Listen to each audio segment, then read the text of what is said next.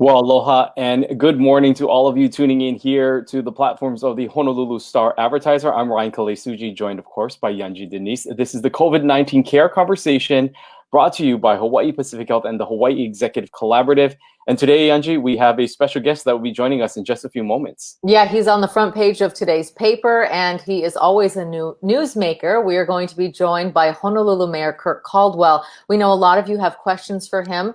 Something big happening tomorrow is that a bunch of places that were considered medium to high risk will be allowed to reopen. We're talking about gyms, movie theaters, bars, things like that. So we'll be asking about his possible concerns with the reopening of that and how the city is looking at that rollout. And of course, the big news today, Ryan, is the budget. That's why we're going to talk to him about how the overall impact of COVID-19 is impacting the city budget and how services and how the city will continue to provide these services for its constituents. Excited to talk to him and get an update from him, especially on that very important issue. One of the areas that, of course, the economic sides of this pandemic has certainly been far-reaching, and we'd like to get an update with some of that that is happening right now. Of course, we'd like to always start off by giving you an update on the latest counts. And as of noon on Wednesday, 4 new cases were reported. One was actually removed. So the overall total for the state of Hawaii of positive COVID cases is now at 740 positive cases. And really, Yanji, we're continuing to see throughout the country these numbers continuing to rise in some of these other states. Hawaii's numbers, again, continue to sort of fluctuate. We saw those big numbers over the weekend as things began reopening. And of course, that is something that we also want to talk to the mayor about. Are these continuing rises in these other cases? We see the mayor right now. We're going to bring him into the live stream. Joining us from Honolulu, Hale, of course, is Honolulu Mayor Kirk Caldwell. Mayor, can you hear us right now? I'm not sure the mayor can. I'm not sure he can. We're going to have to get him. Hey, folks, how's it going? Okay, great. Can you hear me okay? We hear you just fine. Thank you so much for joining us this morning. Let's dive right in. First of all, how are you feeling about how Hawaii and Honolulu in particular is doing when it comes to this? We've seen some cases now at some nursing facilities, and of course that's cause for concern. But overall, what's the pulse of the city from your perspective?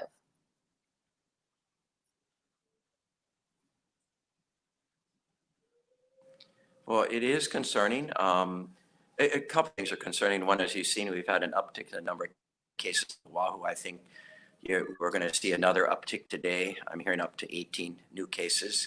And so it is concerning as the mayor of this island. And in terms of how it's being managed, we know it's open up both air island travel and, of course, as we open up our economy generally, and by Friday, almost everything's going to be opened up in one manner or another, except for large gatherings. We're going to see an uptick. But how do we manage it is critical. Department of Health has assured me repeatedly in my pushing that they have capacity in both testing, contact tracing, quarantine, and then support, right, if someone is quarantined. And yet we do see these outbreaks and clusters, including in care homes, which is troubling. And that if we're on it, if the department is on it in terms of tracing where the virus is spreading, they should be able to find where it's gone and to keep it from spreading. And so in case of one care home now, we have a staffer plus multiple people having been tested positive, which means there's community spread within the care home, and it should be stopped. In fact, these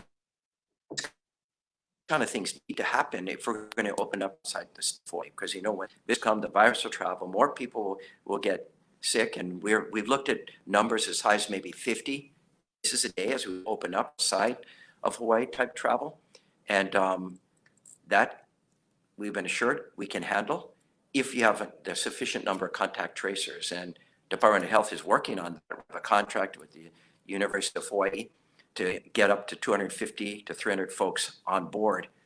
My opinion is they should be on board already. My opinion is they should be on board and tested themselves, not tested for the virus, but tested that they're ready to respond. But yet we have this smoldering issue right now among the Chukis community, where we have spread in different populations of Chukis and different housing projects. And it's been like this for about a month and a half. And if we were really on it, in my opinion, we would have found where it was, contact traced, isolated, supported, and kept that spread from continuing, but yet we still see it. Troubling to me. You know, Mayor, we're having a little bit of some glitches on your end, so I'm going to just maybe ask if you and your team can maybe just refresh the screen and then come back. We'll bring you right back in. So I think if we can just reset on your end, and then we'll try this again. We're just getting a little bit of a breakup, and I think we can try to get a better signal. So we'll join the mayor once again really quickly once they're able to sort of refresh on their end and hopefully get back so we can get some better audio. But already some interesting notes that the mayor is speaking to us about directly. Yeah, absolutely. The idea that we need stronger contact tracing, and him obviously expressing some trepidation when it comes to the number of cases. He said he's hearing as high as 18 today. That would be very high, a lot higher than we're used to seeing. Like we said, 4 just yesterday. So we're excited to ask the mayor more questions. David Murray says, thanks for having a forum where the public might be able to share and ask the leadership questions directly. Please type your questions into the comments right now. As the mayor resets his computer, we are going to be asking him as many of these questions as possible. We see Lake Maddow on here every day asking when the out-of-state travel will reopen. We'll be asking him about his comfort level with that. Of course, that's a state decision, not necessarily a city decision, but it does impact the city very directly. And I think that we do have him back. I'm not sure that it's better, unfortunately, but we will give it a go here and see if that works better. And hopefully it does. Can we? And that's the beauty of going live here, is to sort of deal with some of the technical. You were breaking up again, Yunji and Ryan, so I don't know if it's working or not. I hear you just fine. So am I coming through no, clear? you're still breaking loud up. And clear to us. So hopefully you can hear us. Why don't we throw some you break up. I kind of get the gist. Of your question, but I have to say it's but I get, you're talking about testing a number of cases. So I'm winging it a bit. So I find that if it's happening with you, to me, is it going to happen? Because it worked in the beginning, right? And then I started breaking up. Got it. Okay. We sound okay right now on your end. So we're just going to say the word opening restaurants and bars. Hopefully you can hear that. We want your thoughts on bars and gyms that are opening tomorrow. Okay. So tomorrow's a big day for bars and gyms, and also movie theaters and museums. And in fact, tomorrow I'm going to be over at Iolani Palace, visiting the museum there and encouraging local folks to come down and see an incredible only palace in the United States. And so we're celebrating the opening up. But yes, tomorrow, bars and gyms, and it's incumbent on everyone who goes to a bar or a gym that they follow all the protocols and guidelines. And the very first one is wearing a facial covering as you go in and as you leave both of these places, and to keep it on as much as possible until you're either sitting down and having a beer or actually lifting weights and breathing hard. But keeping your face coverings on for as long as possible is a way to protect yourself, but it also protects everyone else around you. And so that's critical. And then practicing good physical distancing in both places. Again, you're required to be apart unless you're part of a family unit. And so this is critical. And we can continue to open up. And we've taken some risk here, opening up bars and gyms in particular. But it's now incumbent on those who are going into these places to set that discipline themselves. In the case of bars, part of why I was more willing to open up bars is we got confirmation from our liquor commission that inspectors, when they go into bars, as they do all the time to make sure you're not serving to underage folks and that kind of thing, that they're going to be watching and making sure that those at bars are practicing physical distancing, that there is no risk taking. And if there is, they could be called into a procedure before the liquor commission where their liquor license could be suspended or revoked, which would have huge economic consequences. So I hope bar owners around the island of Oahu take this opening up very seriously and take all action to protect their customers and their employees from the virus, which is out there spreading.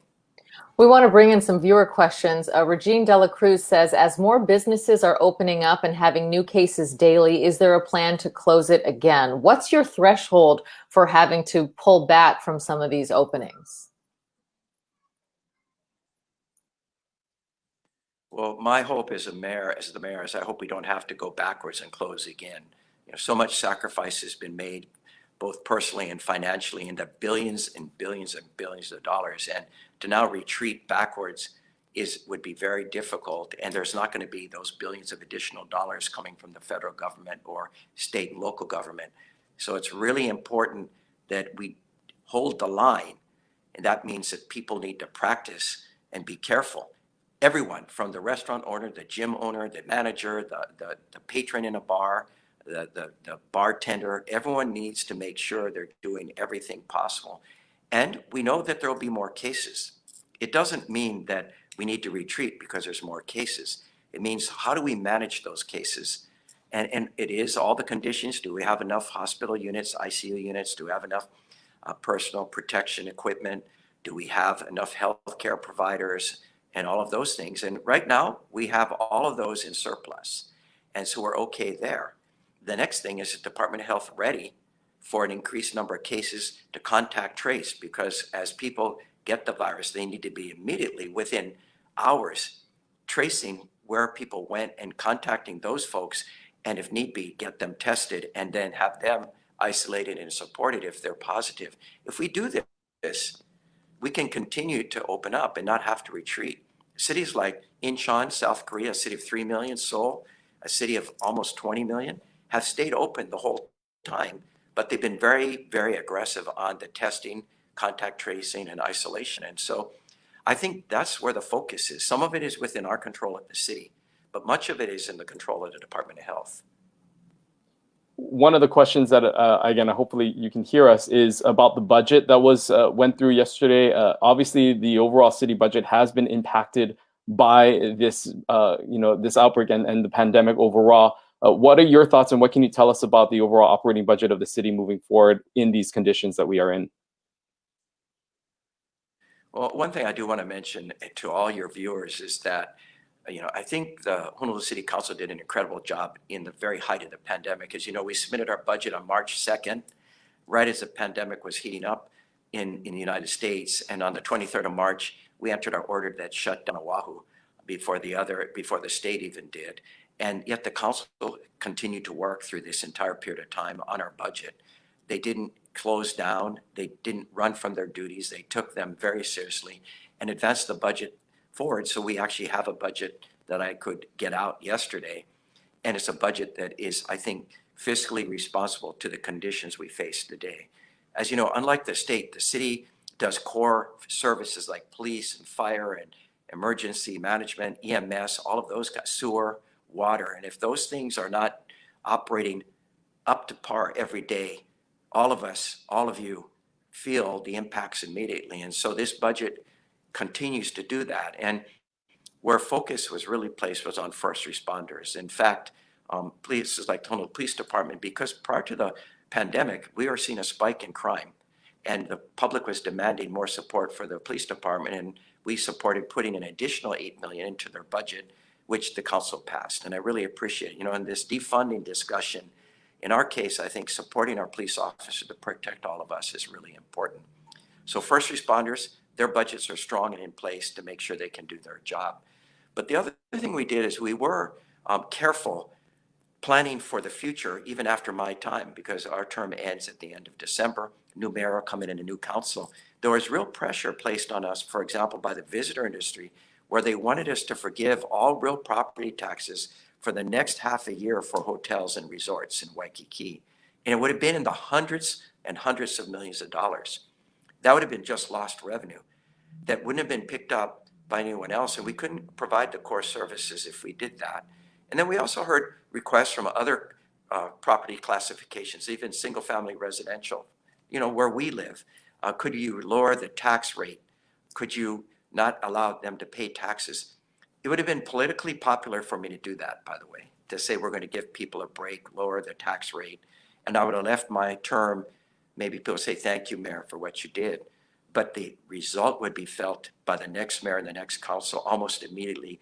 Reduced revenue, dramatic reduction in revenue, and they wouldn't have the funds necessary to continue to pay our first responders and others. So what we did instead is we held the line, but we're giving all taxpayers in all classifications, even hotel and resorts, the ability to pay their next installment over 4 installments, equal installments, between August and November. So they can spread it out and come up with the funds to do so. We'll see how it works. Perhaps the new mayor, new council will support doing that going forward. But it's a way to lessen the pain, but still make sure that our fiscal situation is strong. We cannot afford to lose revenue, and our main income stream is real property tax, and continue to deliver the type of services that people demand and expect here on the island of Oahu. Well, you made reference to the fact that there will be a new mayor. And so Troy Moy says, what mayoral candidate do you feel would be best qualified to finish the rail project? Do you want to make a little news with us today and endorse someone for your job?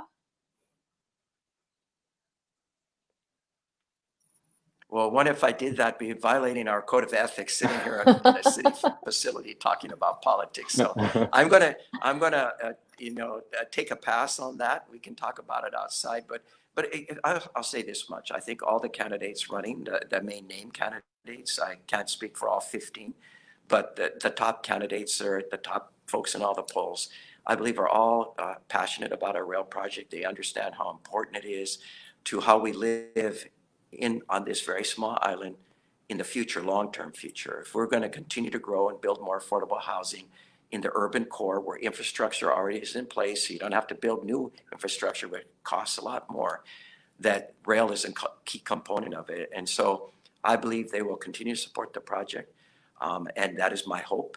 And I think it's incumbent on whoever gets elected, both as mayor and council, that they complete the first 20 miles to Ala Moana, and then start the discussions about how you get up to UH Manoa and how you go more to the west side into downtown Kapolei and even further out towards the west side. But thanks for that question. Mayor, of course, Mayor, this is Good try. Mayor, this is a very challenging time for any public official. I mean, you look at, of course, having to deal with this pandemic, and now, we're seeing just the uprising of people and demonstrations concerning police brutality, concerning the force in which police are using throughout the country.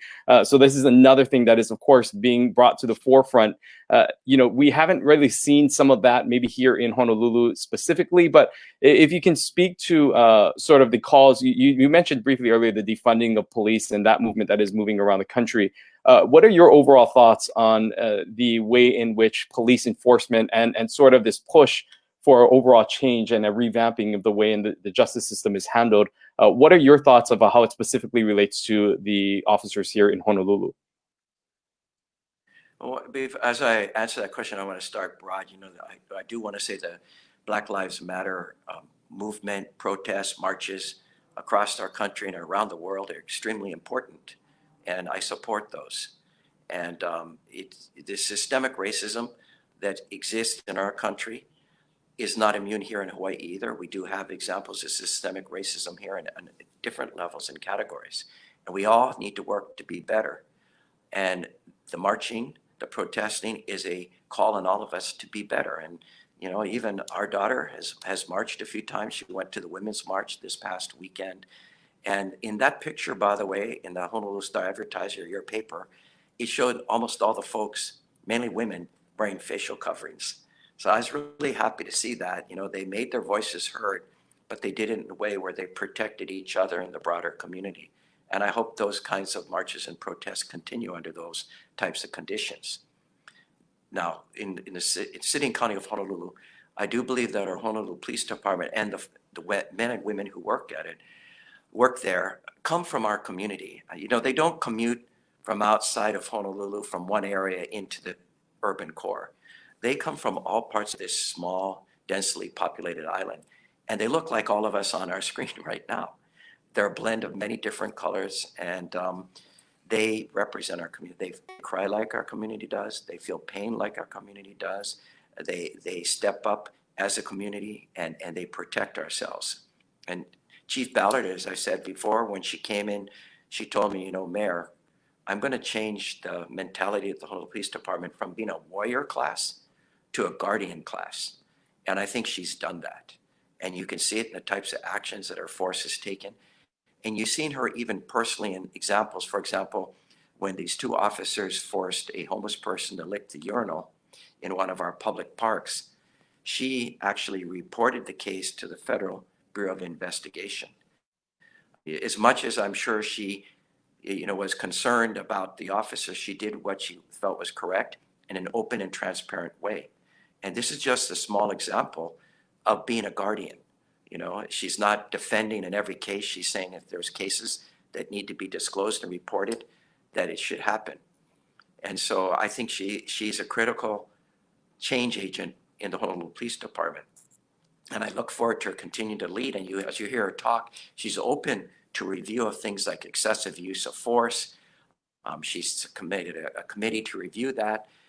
She will follow the law. If the law is changed that that the police department must report all disciplinary actions to the state legislature, she will follow that law. And I, in fact, told her earlier this week that I'd be submitting a letter to the legislature as mayor supporting moving that law, that bill forward. It's in conference committee right now that would require reporting of officers' conduct.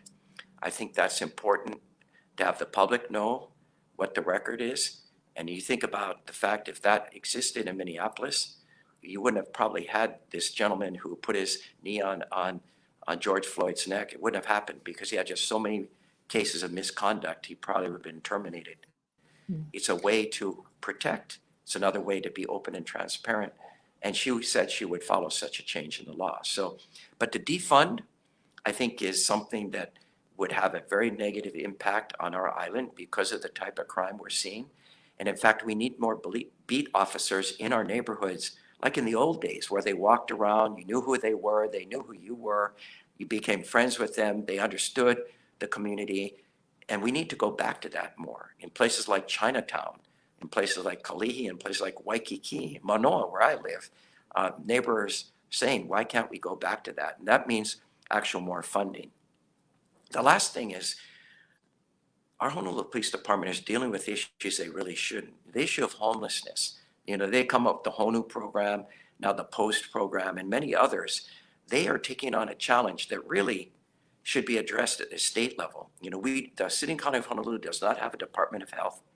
We do not have a Department of Community Services. And we do not have a department that deals with human services, like they have a Department of Human Services at the state.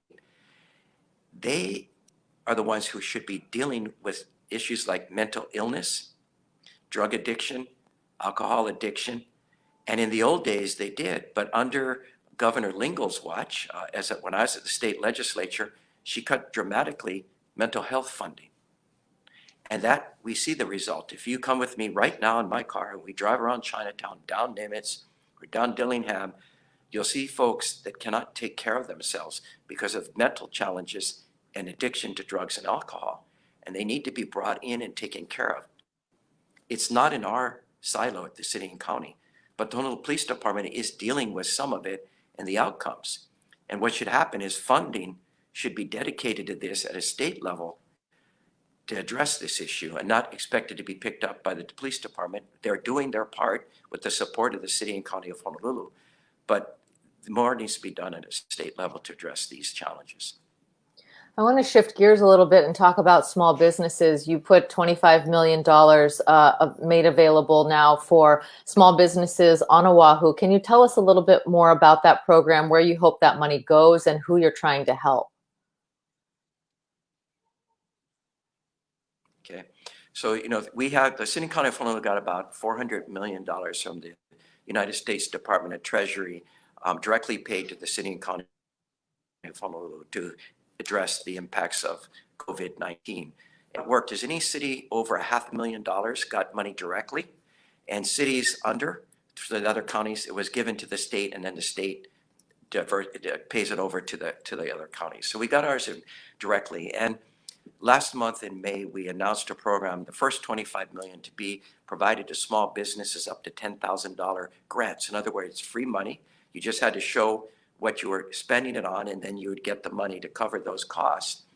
For businesses as they opened up, the City and County of Honolulu shut down businesses on March 23rd, and now as we open them up, we require that they have modifications, tables have to be spread further apart, offices have to have plexiglass, and it costs money. And so we said, we'll help cover it through a program that would be administered through credit unions. And we went to credit unions because, one, they're not for profit. Two, they're in our neighborhoods. They deal with all the local folks. And so we thought it would be a way to get the money out. And the program was set up, so $25 million was provided in the first tranche for businesses of 30 employees or less, up to $1 million in revenue that have storefronts. We're trying to help people who had to pay their rent every month in a commercial setting and had to pay their electric bills and those kind of things, and then would have to modify as they open up. Not businesses and homes where you don't have to modify, but ones that would have to. And that program is working very well. And it started last month, and we've given out about 20 of the 25 million, and they say the rest of the money will be out very shortly. And so we decided to put out another 25 million. Now it'll be a total of 50. And we've opened it up to businesses up to 50 employees now, and businesses with $2 million in revenue. And we're opening up to farmers, because farmers they kind of have storefronts too. They have land, they got to work and pay and manage, they got to pay rent and those kind of things on. And so we're hoping we can help our small farmers, and we'll see how it goes. And we're excited. We think the money will probably be all distributed before the end of the summer. And we'll look at maybe more programs in the fall, because we know as PPP runs out, as unemployment insurance runs out, there's going to be more demand. And so we're going to make sure as we spend the money here on Oahu, we spend it in a way that it helps people all the way to the end of December. By the end of December, all this money has to be spent, or it has to be returned to the Department of Treasury. We want to spend it here on Oahu for the business on Oahu and the people of Oahu.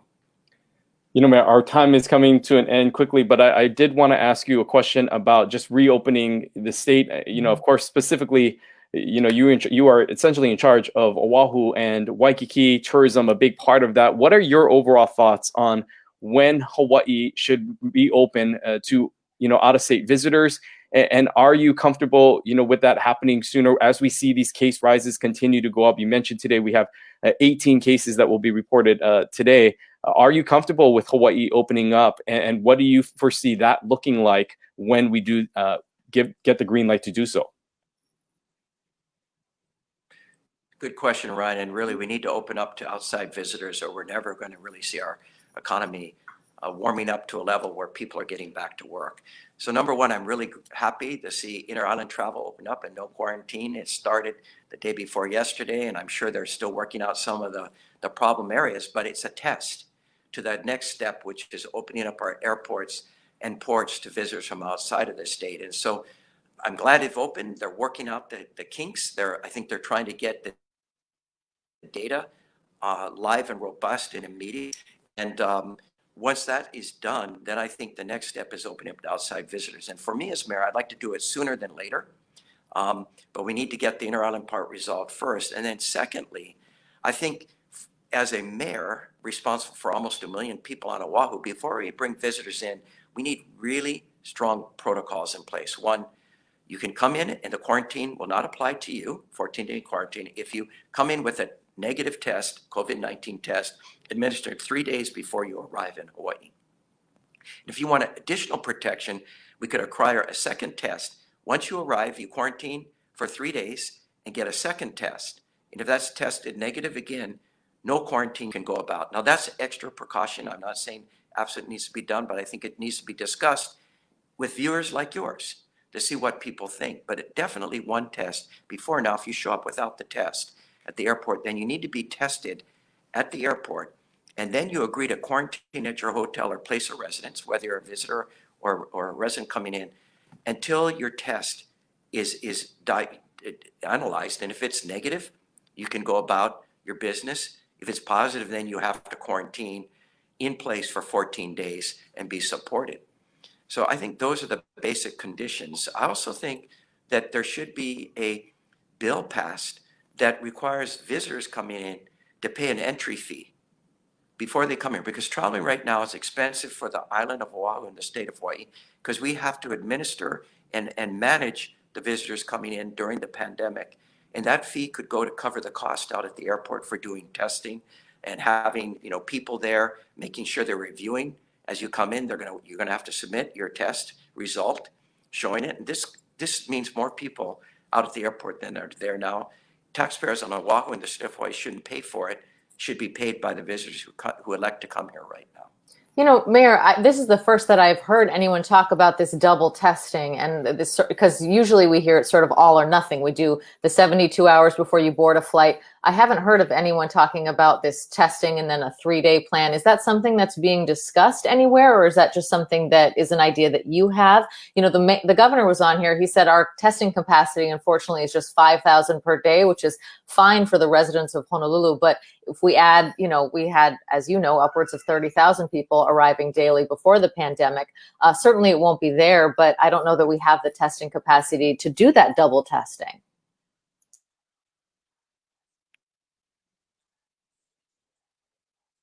You know, Yunji, that's a very good question. As you know, here at the City and County of Honolulu, we pushed hard in Department of Health to do more testing. We tried to every well result.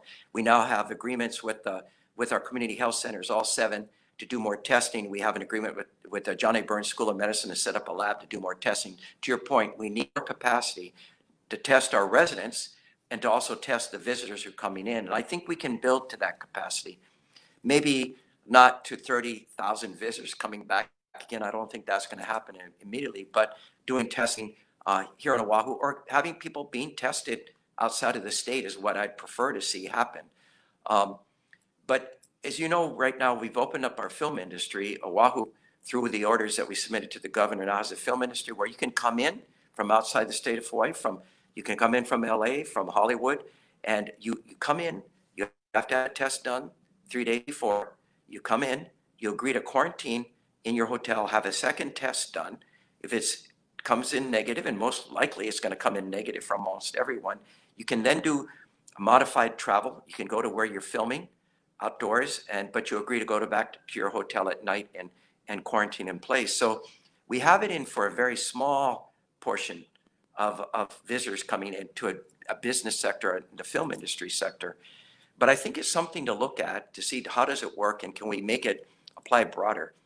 I'm not absolutely wedded to a second test, but there are people out there, including those who work in the visitor industry, all of our hotel workers, the folks who live in Waipahu and go to Waikiki, the folks who live in Ewa Beach and go to clean rooms in Waikiki, who are very concerned about going to clean rooms, interface with visitors, and wondering, could you be positive and I get sick and take it home to my kupuna? And so they want this assurance. And so the first level assurance is get tested at least once. A double level insurance is get tested twice. And I think it's something that should be discussed in a setting like yours. Now, we've talked about it a little bit, the mayors and the governor. I've talked about it on the conferences that we have. But we haven't been around the table where decisions are being made on whether to do it. We'd like to be at that. I would like to be at that table to have those discussions. All right, Honolulu Mayor Kirk Caldwell, we thank you so much for taking the time to join us. We apologize for the technical issues, but thank you for bearing with us and surviving through that. Always a pleasure talking to you, and maybe we will see you on Sunday riding your beaky through Waikiki once again. Great to see you again, to catch up, and look forward to it. Yeah, Ryan, I look forward to seeing you in Yunji. You got to come with your kids. They're going to love it. They can ride their bike and be all wiggly, and they won't even, you don't have to worry about them getting hit by a car. That sounds fabulous. All right, I'll see you on Sunday. Thank you, Mayor. Very interesting, Ryan. First of all, I did not know that the film industry had that kind of special exemption. I don't know if any of our readers knew that or our viewers knew that. But that is a very interesting concept, this sort of modified quarantine where you can come here if you're in a specific sector. I don't know if it extends beyond the film industry.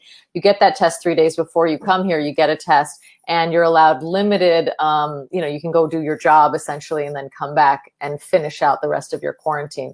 That's an innovative idea. I haven't heard it elsewhere. And he's right. There are a lot of hotel workers and other people in our community. You don't necessarily have to work in Waikiki to be concerned concerned about visitors coming from some of these states where we see, the numbers going up, California, Arizona, among others. That's right. And also interesting, his idea of potentially having some sort of, maybe it's a COVID bill that gets passed, a COVID fee that gets extended to those travelers to come in to help offset some of the costs. Because when you think about it, he's saying the amount of cost of the city as well as the state is going to have to put forth in order to have some of these testing.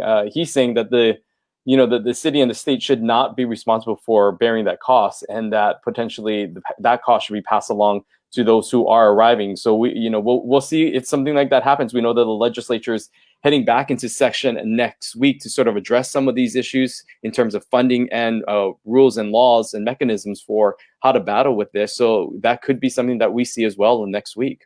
Yeah, I definitely think there will be a lot of support for something like that. I know we're wary of scaring away tourists, but on the other side, we're looking at enormous state budget shortfalls and city as well. And we didn't even get into all the issues with the rail budget. So I think that having the visitors contribute in some way, given that they are adding this burden to the state, sounds pretty reasonable, and we'll see what lawmakers have to say about that.